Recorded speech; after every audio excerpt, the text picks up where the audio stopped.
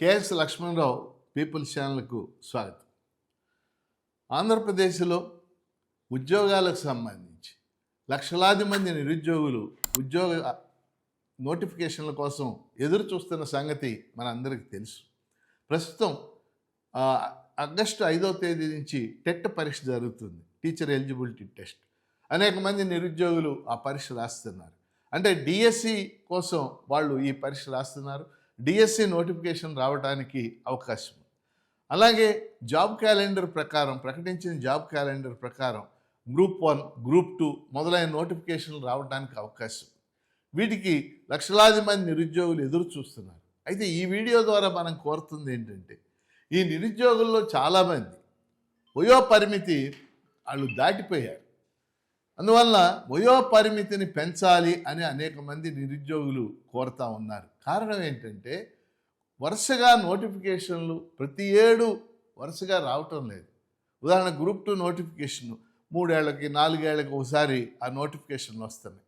ఈ లోపల కొంతమందికి ఏజ్ బార్ అయిపోతూ ఉంది, వయో పరిమితి మించిపోతున్నారు అలా. కాబట్టి వరుసగా ప్రతి ఏడు నోటిఫికేషన్లు వస్తే వేరు, రాలేదు కాబట్టి వయో పరిమితిని తెలంగాణ రాష్ట్రంలో 46 ఏళ్ళు చేశారు.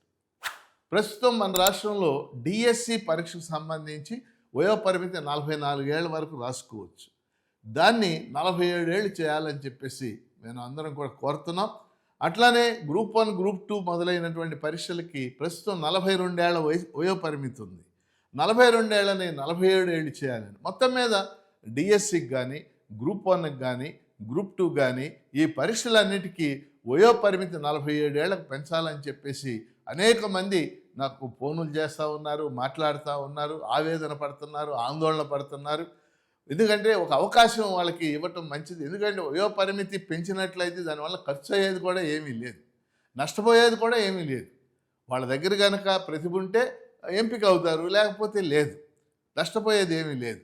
అందుకని వయో పరిమితిని డిఎస్సికి 44 ఏళ్ల నుంచి 47 ఏళ్లకి, అలాగే గ్రూప్ 1, గ్రూప్ 2 లాంటి పరీక్షలన్నిటికి కూడా APPSC Andhra Pradesh public service commission పరీక్షలన్నిటికి కూడా 42 ఏళ్ల నుంచి 47 ఏళ్లకి వయో పరిమితి పెంచాలని ఆంధ్రప్రదేశ్ ప్రభుత్వాన్ని, ముఖ్యంగా ముఖ్యమంత్రి చంద్రబాబు నాయుడు గారిని నేను కోరుతా ఉన్నాను.